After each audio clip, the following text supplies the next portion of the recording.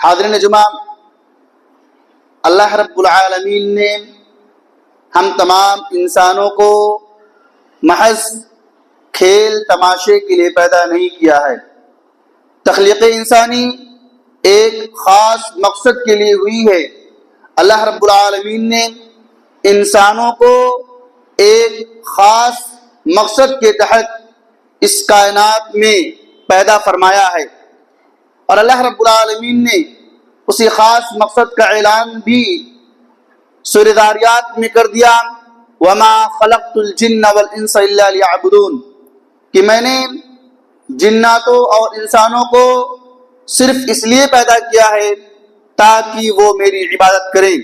اللہ رب العالمین نے تخلیق انسانی کا مقصد بھی قرآن مقدس میں بیان کر دیا کہ یہ جو میں جناتوں اور انسانوں کی جماعت کو اس دنیا کے اندر پیدا فرما رہا ہوں، یہ ایک خاص مقصد کے لیے ہیں، اور وہ خاص مقصد یہ ہے کہ یہ صرف میری عبادت کرے۔ لیکن عبادت کیسے کی جائے، طریقہ کار کیا ہو، عبادت کرنے کے لیے آدمی کون سا طریقہ اختیار کرے، اس بات کو سمجھانے کے لیے اس فعل کو یعنی عبادت کے فعل کو، اللہ رب العالمین کی بندگی کے طریقہ کار کو، اللہ رب العالمین کو راضی کرنے والے اعمال کو کیسے انجام دیا جائے، اس کے لیے اللہ رب العالمین نے انبیاء کرام علیہ السلام کا سلسلہ جاری کیا۔ جتنے بھی انبیاء نبی اس کائنات میں آئے، سارے نبیوں نے اپنی اپنی امتوں کو اللہ رب العالمین کی عبادت کی طرف بلایا اور طریقہ کار بتلایا کہ اللہ رب العالمین کی عبادت کیسے کی جائے۔ اسی کڑی کی آخری کڑی نبی اکرم جناب محمد رسول اللہ صلی اللہ علیہ وسلم ہمارے درمیان آئے، اور اللہ کے نبی صلی اللہ علیہ وسلم نے اپنی امتوں کو واضح طور پر بتلا دیا کہ عبادت کہتے کسے ہیں، عبادت کیسے کیا جائے گا، اور طریقہ کار عبادت کا کیا ہوتا ہے، اور اگر کوئی میرے طریقے سے ہٹ کر عبادت کرتا ہے تو اس عبادت کا انجام کیا ہوگا۔ محترم ساتھیو، جب اللہ رب العالمین نے یہ بیان کر دیا کہ محض اپنی عبادت کے لیے اور عبادت کا طریقہ کار اللہ کے نبی صلی اللہ علیہ وسلم نے ہمیں سکھلا دیا ہے، تو یہاں پر ایک چیز واضح ہو جاتی ہے کہ وہ عبادت کب کی جائے، کیسے کی جائے، کہاں کی جائے، ان تمام باتوں کو اللہ کے نبی صلی اللہ علیہ وسلم نے واضح کر دیا ہے۔ لیکن عبادت کے لیے سال کا کوئی خاص مہینہ، مہینے کا کوئی خاص ہفتہ، اور ہفتے کا کوئی خاص دن، یا دن کی کوئی خاص رات اللہ رب العالمین نے متعین نہیں کیا ہے کہ صرف رات دن کے اسی رات میں، یا ہفتے کے اسی دن میں، یا مہینے کے اسی ہفتے میں، یا سال کے اسی مہینے میں صرف اللہ رب العالمین کی ایک دو دن عبادت کر لی جائے، بقیہ ہفتہ، بقیہ دن، بقیہ مہینہ یا بقیہ سال اللہ رب العالمین کی عبادت سے غفلت میں گزار دیا جائے۔ اللہ رب العالمین نے عبادت کا طریقہ کار بتلایا کہ کب تک عبادت کرنی ہے۔ اللہ تعالیٰ فرماتا ہے فَسَبِّحْ بِحَمْدِ رَبِّكَ وَقُمْ مِنَ السَّاجِدِينَ وَاعْبُدْ رَبَّكَ حَتَّى يَأْتِيَكَ الْيَقِينُ، کہ آپ اپنے رب کی تسبیح حمد کے ساتھ بیان کیجئے اور سجدہ کرنے والوں میں رہیے، اور اپنے رب کی عبادت اس وقت تک کیجئے یہاں تک کہ آپ پر موت واقع ہو جائے۔ اس سے پتہ چلتا ہے کہ جب تک روح کا سلسلہ ہمارے جسم سے لگا ہوا ہے، جب تک جسم اور روح ایک ساتھ متصل ہیں، تب تک ہمیں اللہ رب العالمین کی عبادت کرنی ہے، نہ کہ سال کا کوئی خاص مہینہ اختیار کر لیا جائے یا مہینے کا کوئی خاص ہفتہ متعین کر لیا جائے۔ ایسا نہیں ہے۔ آج اگر ہم حالات حاضرہ کا جائزہ لیں، امت مسلمہ کی حالات پر غور کریں اور مسلمانوں کی زندگیوں میں دیکھیں تو واضح طور پر نظر آتا ہے کہ آج مسلمانوں کی اکثریت اللہ رب العالمین کی عبادت سے غافل ہے۔ آج مسلمانوں کی اکثریت اللہ رب العالمین کے سامنے سجدہ ریز ہونے سے کنارہ کشی اختیار کی ہوئی ہے۔ ایسے پرفتن دور میں ضرورت ہے کہ سوئی ہوئی امت کو جگایا جائے، ایسے اوقات میں ضرورت ہے کہ غافل امت کو ہوش میں لایا جائے، نہ کہ انہیں کسی خاص مہینے کی طرف یا کسی خاص تاریخ کی طرف رہنمائی کی جائے کہ بھئی سال میں فلاں دن فلاں رات اللہ کی بات کر لو، تمہاری کامیابی کے لیے یہ کافی ہوگا۔ ایسا بالکل بھی نہیں ہے۔ جیسا کہ آپ دیکھ رہے ہیں کہ ایسے پرفتن دور میں بھی بعض لوگ اس قدر جاہلانہ معاملہ پیش کرتے ہیں کہ لوگوں سے ہی کہتے ہیں کہ آپ سال میں 2 یا 3 دن روزہ رکھ لو، 2 یا 3 دن نماز پڑھ لو یا قیام اللیل کہہ لو، یہی تمہاری کامیابی کے لیے کافی ہوگا۔ جبکہ اللہ کے نبی صلی اللہ علیہ وسلم نے عبادت کے لیے کسی خاص دن یا کسی خاص رات کو متعین کرنے سے منع فرمایا ہے۔ اللہ کے نبی صلی اللہ علیہ وسلم نے ارشاد فرمایا، لا تختصوا لیلۃ الجمعۃ بقیام من بین اللیالی ولا تخصوا یوم الجمعۃ بصیام من بین الایام الا ان یکون یصوم احدکم۔ اللہ کے نبی صلی اللہ علیہ وسلم نے فرمایا، تم میں سے کوئی شخص جمعہ کی راتوں میں سے قیام اللیل کے لیے جمعہ کی رات کو خاص نہ کرے اور نہ ہی روزوں کے لیے جمعہ کے دن کو خاص کرے۔ ہاں، اگر تم میں سے کسی شخص کو روزہ رکھنے کی عادت ہے اور اس دوران جمعہ کا دن آ جاتا ہے تو اس پر کوئی حرج نہیں ہے۔ آپ اس حدیث میں غور فرمائیں کہ اللہ کے نبی صلی اللہ علیہ وسلم نے جمعہ کی رات کو قیام اللیل کے لیے، یعنی رات میں اللہ رب العالمین کے لیے شب بیداری، اللہ رب العالمین کی عبادت، اللہ رب العالمین سے گریہ وزاری کے لیے جمعہ کی رات کو خاص کرنے سے منع کیا گیا ہے، اور اسی طرح سے جمعہ کے دن کو روزے کے لیے خاص کرنے سے منع کیا گیا ہے۔ کیا وجہ ہے؟ جبکہ جمعہ کا دن، جمعہ کی رات تمام ایام میں سب سے افضل ہیں، بلکہ اللہ کے نبی صلی اللہ علیہ وسلم نے جمعہ کے دن کو تمام دنوں کا سردار بتلایا ہے۔ اس کے باوجود اللہ کے نبی صلی اللہ علیہ وسلم نے جمعہ کے دن یا جمعہ کی رات کو اللہ رب العالمین کی عبادت کے لیے خاص کرنے سے منع کیا ہے۔ کیا ریزن ہے؟ یہ بتلانے کے لیے کہ اللہ رب العالمین کی عبادت ایک دن یا ایک رات نہیں ہوتی ہے، بلکہ وَاعْبُدْ رَبَّكَ حَتَّى يَأْتِيَكَ الْيَقِينُ، بندہ اللہ رب العالمین کی بات اس وقت تک کرتا رہے جب تک جسم کے اندر جان باقی ہے۔ اگر کسی ایک رات کو عبادت کے لیے خاص کرنا درست ہوتا، کسی ایک دن کو روزے کے لیے خاص کرنا درست ہوتا، تو نبی اکرم جناب محمد رسول اللہ صلی اللہ علیہ وسلم جمعہ کی رات کو یا جمعہ کے دن کو خاص کرنے کی اجازت دے دیتے۔ اللہ کے نبی کا منع فرمانا یہ اس بات کی دلیل ہے کہ آپ عبادت کے لیے کسی ایک رات کو یا کسی ایک دن کو خاص نہیں کر سکتے ہیں۔ خود نبی اکرم جناب محمد رسول اللہ صلی اللہ علیہ وسلم کا معاملہ ایسا ہی تھا۔ آپ صلی اللہ علیہ وسلم کسی ایک دن یا کسی ایک رات عبادت کے لیے خاص نہیں کرتے تھے۔ اللہ کے نبی صلی اللہ علیہ وسلم پورا سال، پورا مہینہ، پورا ہفتہ اللہ رب العالمین کی بات کیا کرتے تھے۔ خود امی عائشہ رضی اللہ تعالیٰ عنہ بیان کرتی ہیں کہ اللہ کے نبی صلی اللہ علیہ وسلم رات کو جب قیام کرتے اس قدر لمبا قیام کرتے کہ آپ کے پیر پھٹنے لگتے تھے۔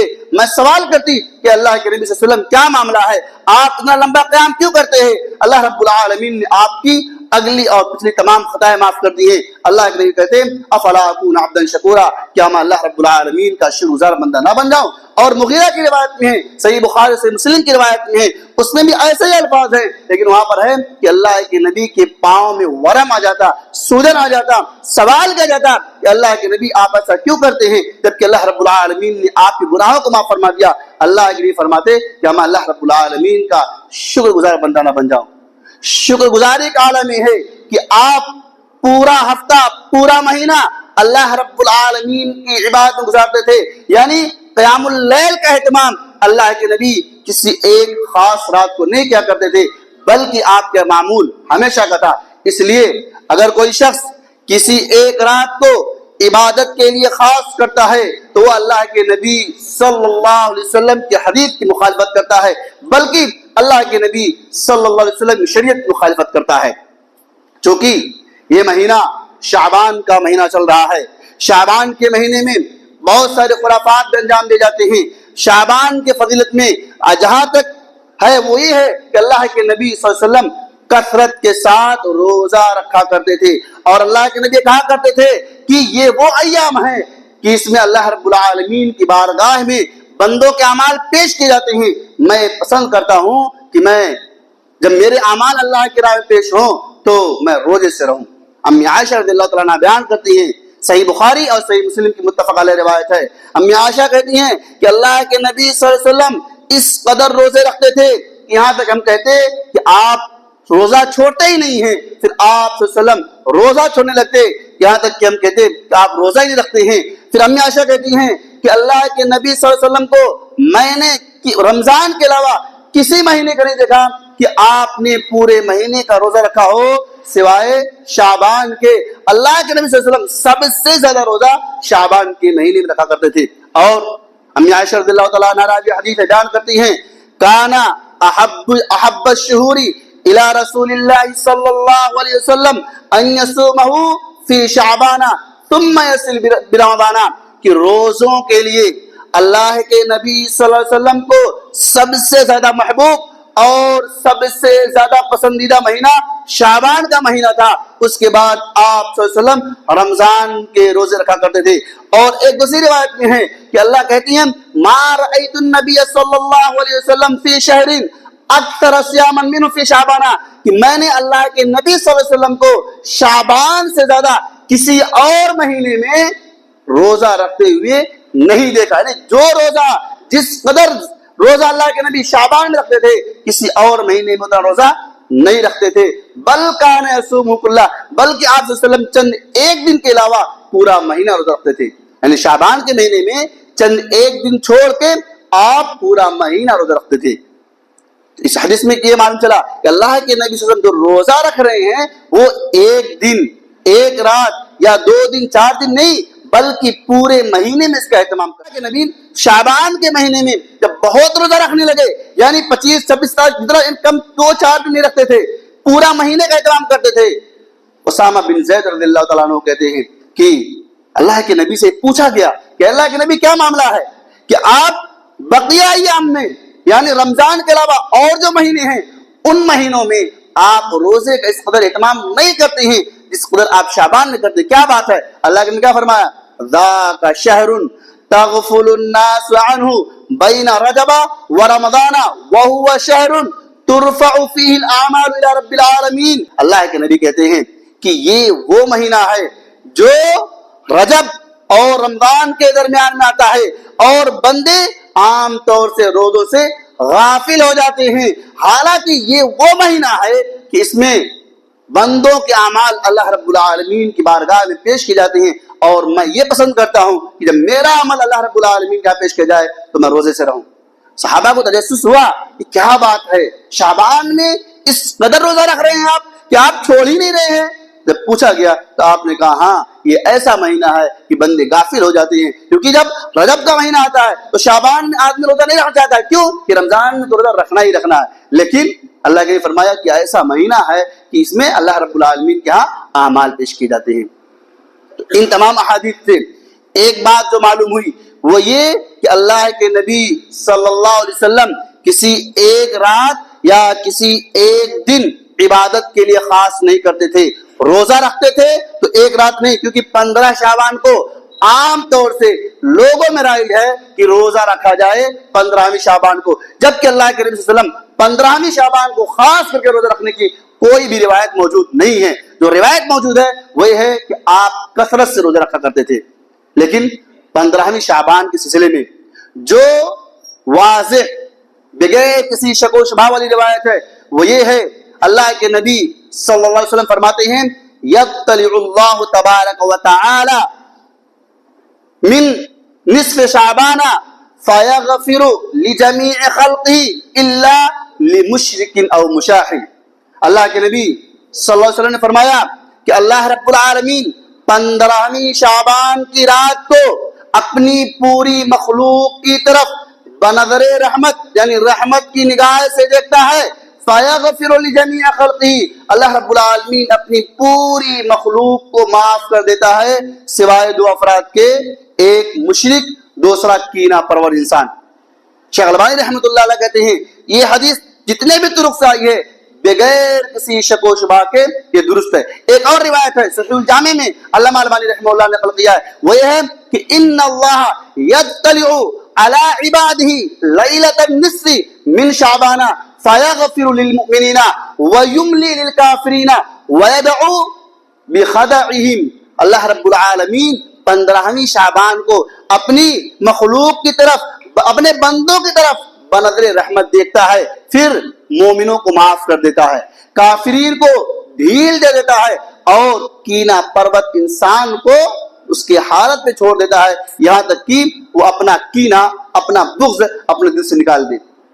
محترم ساتھیو، ان دونوں حدیثوں میں آپ دیکھیے کہ اللہ کے نبی صلی اللہ علیہ وسلم نے جو بتایا کہ اللہ رب العالمین 15ویں شعبان کو تمام مخلوق کی طرف بنظر رحمت دیکھتا ہے، سب کو معاف کر دیتا ہے، دو لوگوں کے چھوڑ کے، ایک مشرک، دوسرا کینہ پرور انسان۔ جی ہاں، آج ہمارا معاملہ ایسا ہے کہ ہم چاہتے ہیں اللہ رب العالمین ہمارے گناہوں کو معاف کر دے۔ ہم عبادت اس لیے کرتے ہیں کہ اللہ رب العالمین ہمیں بخشش کا پروانہ عطا کرے۔ ہم اللہ رب العالمین کے لیے روزہ اس لیے رکھتے ہیں تاکہ اللہ رب العالمین ہم سے راضی ہو جائے۔ ہم رات میں قیام اس لیے کرتے ہیں تاکہ اللہ رب العالمین کے ہاں ہمیں بخش دیا جائے۔ ہمارا مقصد یہ ہوتا ہے کہ اللہ رب العالمین ہمیں جہنم سے نجات دے دے، جنت میں داخل کر دے۔ لیکن ہمارا خود کا معاملہ یہ ہے کہ ہم چاہتے تو ہیں کہ رب ہمیں معاف کر دے، لیکن ہم یہ نہیں چاہتے کہ ہم اپنے بھائی کو معاف کر دیں۔ یہ کیسے پاسبل ہے؟ آپ اپنے رب سے یہ چاہتے ہیں کہ آپ کا رب آپ کو معاف کر دے، لیکن آپ اسی کے بندے کو معاف کرنے کے تیار نہیں ہیں۔ کیسے پاسبل ہے؟ آپ اپنی مغفرت کے لیے، آپ اپنی بخشش کے لیے خود ایک دیوار کھڑی کر رہے ہیں کہ اپنے بھائی کے لیے اپنے دل میں بغض، کینہ، نفرت، عداوت، دشمنی، حسد، یہ سب آپ اپنے دل میں لیے ہوئے ہیں اور چاہتے ہیں کہ رب آپ کی نماز قبول کر لے، آپ کی باتیں قبول کر لے، آپ کے گناہ معاف کر دے۔ یہ پاسبل نہیں ہے، کیونکہ ایک دوسری روایت میں ہے، اللہ کے لیے فرماتے ہیں تفتح فی ابواب الجنہ، کہ جنت کے سارے دروازے پیر اور جمعرات کو کھولے جاتے ہیں۔ اس حدیث میں بھی یہی الفاظ ہیں فیغفر لعبد، اللہ رب العالمین اپنے تمام بندوں کو معاف کر دیتا ہے سوائے دو لوگوں کے، ایک مشرک، دوسرا کینہ پرور۔ ہر ہفتے بھی جنت کے دروازے کھولے جاتے ہیں، جہنم کے دروازے بند کیے جاتے ہیں، مغفرت کا اعلان ہوتا ہے سب کے لیے۔ محروم کون ہے؟ دو، ایک مشرک، دوسرا کینہ پرور۔ لہذا اگر ہم ان حدیث کو ایک ساتھ میں دیکھیں تو یہ دونوں، مشرک تو یہی ہے، لیکن مشرک کے ساتھ ایک وہ مسلمان، ایک وہ مومن، ایک وہ عبادت گزار، ایک وہ اللہ رب العالمین کی بندگی کرنے والا جو راتوں کو اٹھتا ہے، روزہ رکھتا ہے، نماز پڑھتا ہے، قیام کو ساری باتیں کرتا ہے، لیکن اس کے باوجود بھی اللہ رب العالمین کہتا ہے میں اسے معاف نہیں کرتا ہوں، میں اسے چھوڑ دیتا ہوں، اس کی حالت پر اسے چھوڑ دیتا ہوں۔ کب تک؟ یہاں تک کہ اپنی اصلاح کر لے، یعنی اپنے دل سے اپنے بھائی کے لیے جو بغض ہے، عداوت ہے، نفرت ہے، دشمنی ہے، اسے ختم کر دے۔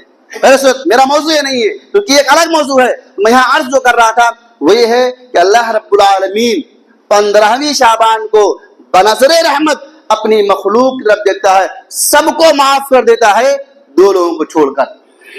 اب بعض لوگ اس قدر احادیث میں ملاوٹ کرتے ہیں کہ انہیں ذرہ برابر اللہ رب العالمین کا خوف تک نہیں آتا ہے۔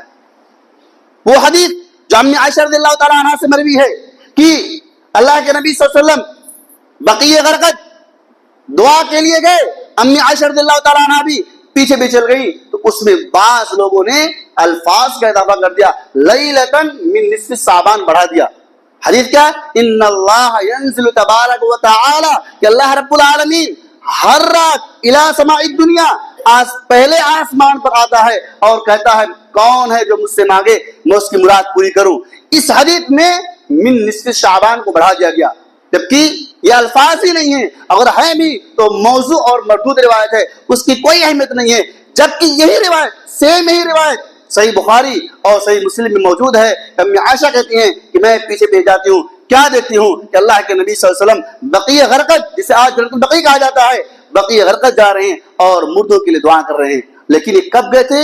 یہ شعبان کے ساتھ کوئی تعلق ہی نہیں ہے، کیونکہ اللہ کے نبی کا معاملہ تھا گاہے بگاہے، ہفتے میں 10 دن پہ گاہے بگاہے جایا کرتے تھے اور دعا کرتے تھے، لیکن لوگوں نے اس واقعے کو شعبان سے جوڑ دیا۔ شعبان سے کوئی تعلق نہیں ہے، پہلی چیز۔ دوسری یہ کہ اللہ کے نبی صلی اللہ علیہ وسلم نے 15ویں شعبان کو خاص کر کے کوئی عبادت ہی نہیں کیا۔ اور جو یہ حدیث میں نے آپ کے سامنے پیش کی ہے کہ 15ویں شعبان کو اللہ رب العالمین بنظر رحمت اپنی مخلوق کی طرف دیکھتا ہے، اس میں کہیں بھی نہیں ہے کہ اس کے لیے کوئی خاص اہتمام کیا گیا، اس کے لیے کوئی خاص اہتمام کیا گیا ہو، روزہ رکھا گیا ہو، چراغا کیا گیا ہو، قیام اللیل کیا گیا ہو، کہیں کوئی تذکرہ نہیں ہے. صرف اتنا ہے کہ اللہ رب العالمین سب کو معاف کر دیتا ہے. جب بغیر کچھ کیے اللہ رب العالمین مغفرت کا اعلان کرتا ہے تو آپ کون ہوتے ہیں؟ نبی صلی اللہ علیہ وسلم کی شریعت میں ملاوٹ کرنے والے. آپ کو کس نے حق دے دیا کہ اللہ کے نبی نے جو عمل نہ کیا ہو آپ اس عمل کو انجام دیں؟ اور یاد رہے امی عائشہ کہتی ہیں کہ اللہ کے نبی نے فرمایا من عمل عملا لیس علیہ امرنا فہو رد، جس شخص نے کوئی ایسا عمل کیا جو ہماری شریعت یعنی اللہ کے نبی صلی اللہ علیہ وسلم کے بتائے ہوئے طریقے پر نہیں ہے وہ عمل مردود ہے، اسے مردود نہیں ہے. بلکہ یاد رہے جو انسان بدعات کو انجام دیتا ہے اور جاننے کے بعد اس پر ڈٹا رہتا ہے ایسے شخص کی مغفرت نہیں ہوتی ہے. ایک بدعاتی کو اللہ رب العالمین معاف نہیں کرتا ہے کیونکہ وہ اللہ کے نبی صلی اللہ علیہ وسلم کی شریعت سے خوش نہیں ہے. اللہ کے نبی صلی اللہ علیہ وسلم نے جو عمل ہمیں بتلایا ہے اس سے وہ راضی نہیں ہے. وہ یہ سمجھتا ہے فلاں عبادت کر لی جائے، اچھی ہے، بہتر ہے، ٹھیک ہے. نہیں میرے دوستو، اگر آپ یہ دیکھیں گے کہ فلاں عبادت اچھی ہے، روزہ ہی تو ہے، نماز ہی تو ہے، تلاوت قرآن ہی تو ہے، اس میں کیا برائی ہے، تو پھر ایسی ایسی بدعات کو میں آپ کو گناؤں گا کہ اگر اس کو بڑھا لیا جائے حرج ہی کیا ہے. پھر آپ کو نہیں یہ نہیں ہو سکتا ہے. اذان کا اختتام کس میں ہوتا ہے؟ لا الہ الا اللہ محمد رسول اللہ کہہ دیجیے آگے نا، یا لا الہ الا اللہ وحدہ لا شریک لہ کہہ دیجیے نا. کیوں نہیں کہتے ہیں؟ آپ کہیں گے نہیں اللہ کے نبی نے لا الہ الا اللہ پہ اذان ختم کی ہے، وحدہ لا شریک لہ نہیں. جبکہ الفاظ اچھے ہیں، مطلب کیا ہوتا ہے کہ اور اس کا کوئی شریک نہیں، اس کا کوئی ساتھی نہیں. یہ بڑھانے میں کیا جاتا ہے؟ بڑھا دیجیے نا.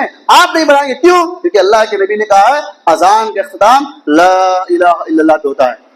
تو اگر اچھا دیکھنا ہے، بہتر دیکھنا ہے، اس سے بہتر کلمہ کیا ہو سکتا ہے کہ آدمی جہاں اللہ رب العالمین کی وحدانیت کی گواہی دیتا ہے وہیں پر اسے تمام معبودوں سے بری بھی کر رہا ہے. اس سے بہتر کیا ہو سکتا ہے؟ لیکن نہیں، ہم وہ عمل انجام دیتے ہیں جو اللہ کے نبی صلی اللہ علیہ وسلم نے کیا ہو. اس لیے شعبان 15ویں شعبان کو کسی خاص قسم کی عبادت کرنا یا کوئی روزہ رکھنا اللہ کے نبی صلی اللہ علیہ وسلم ثابت نہیں ہے. اور اسی طرح سے جیسے رجب میں کچھ بدعات کو انجام دیا جاتا ہے اور وہی چیز شعبان میں بھی کی جاتی ہے. رجب میں بھی شب برات آ رہی ہے، شعبان میں بھی آ رہی ہے، اور پھر 27ویں رمضان کو بھی آ رہی ہے. شب برات کتنی مرتبہ ہوئی ہے؟ ایک مرتبہ، 4 مرتبہ. جب دل چاہا تب آپ نے شب برات منا لیا. نہیں میرے دوستو، ہم اگر عمل کرتے ہیں ہمارا مقصد اللہ کو راضی کرنا ہے، ہمارا مقصد اللہ رب العالمین خوش کرنا ہے. ہم یہ چاہتے ہیں کہ اللہ رب العالمین ہمیں معاف کر دے. اگر ہمارا یہ مقصد ہے تو آپ کو وہ عبادت انجام دینی ہوگی جو اللہ کے نبی نے کیا ہے، جو اللہ کے نبی نے بتلایا ہے. کیونکہ شریعت اللہ کے نبی پر نازل ہوئی ہے اور طریقہ کار اللہ کے نبی نے سکھلا دیا. اللہ کے نبی نے یہاں تک کہہ دیا ما امرکم اللہ امرتکم بھی. اللہ رب العالمین نے جن جن چیزوں کا تمہیں حکم دیا میں نے ان تمام باتوں کا حکم دے دیا. اور وما نہاکم اللہ نہیتکم عنہ، اور اللہ رب العالمین نے جن جن چیزوں سے روکا ہے میں نے بھی روک دیا. یعنی اس میں بات مکمل ہو گئی ہے. اب خیر، بھلائی، ثواب، اجر، نیکی، عبادت وہی ہوگی جس پر اللہ کے نبی صلی اللہ علیہ وسلم کا فعل، آپ صلی اللہ علیہ وسلم کا قول، آپ صلی اللہ علیہ وسلم کا عمل موجود ہوگا. اگر نہیں موجود ہے تو وہ عبادت نہیں ہو سکتی ہے. اس لیے 15ویں شعبان کو کوئی خاص قسم کی عبادت کرنا، کوئی خاص طرح کرنا یہ بدعت ہے. اور اللہ کے نبی صلی اللہ علیہ وسلم ہر خطبہ جمعہ میں ارشاد فرمایا کرتے تھے اما بعد فإن خیر الحدیث کتاب اللہ وخیر الہدی ہدی محمد صلی اللہ علیہ وسلم وشر الامور محدثاتها وکل محدثۃ بدعہ وکل بدعۃ ضلالہ. اللہ نے فرمایا کرتے تھے سب سے بہترین بات اللہ کی بات ہے، اللہ کی کتاب ہے. سب سے بہترین طریقہ اللہ کے نبی صلی اللہ علیہ وسلم کا طریقہ ہے. اور سب سے بری بات اگر کوئی ہے تو دین میں کسی نئی چیز کو ایجاد کیا جائے. اور ہر بدعت گمراہی ہے، ہر گمراہی انسان کو جہنم میں لے جانے والی ہے. اس لیے عبادت کرنے سے پہلے اس کا علم حاصل کرنا ضروری ہے، کیونکہ اللہ رب العالمین نے اسی بات کا حکم دیا ہے فَعْلَمْ أَنَّهُ لَا إِلَهَ إِلَّا اللَّهُ وَاسْتَغْفِرْ لِذَنبِكَ. سب سے پہلے لا الہ الا اللہ کا علم حاصل کرو، اس کے بعد اپنے گناہوں کی مغفرت طلب کرو. یعنی آپ کو علم ہونا چاہیے، آپ جو عمل کر رہے ہیں آپ کو معلوم ہونا چاہیے کیا یہ عمل اللہ کے نبی صلی اللہ علیہ وسلم نے کیا ہے یا نہیں کیا ہے. کیا اللہ کے نبی نے کرنے کا حکم دیا نہیں ہے؟ کیا اللہ کے نبی صلی اللہ علیہ وسلم کے صحابہ نے آپ کی موجودگی میں وہ عمل انجام دیا نہیں دیا؟ نہیں کیا ہے تو یاد رکھنا وہ دین نہیں ہو سکتا۔ دین وہ ہے جو اللہ رب العالمین نے نازل کیا اور اللہ کے نبی صلی اللہ علیہ وسلم نے اپنی امت تک پہنچا دیا۔ اس کے علاوہ جو بھی عمل کیا جائے گا وہ دین نہیں ہو سکتا۔ اللہ رب العالمین سے بارے ہم تمام لوگوں کو ان باتوں کو سمجھنے اور ان میں سے بہترین باتوں پر عمل کرنے کی توفیق عطا فرما، آمین۔ وما علینا الا البلاغ۔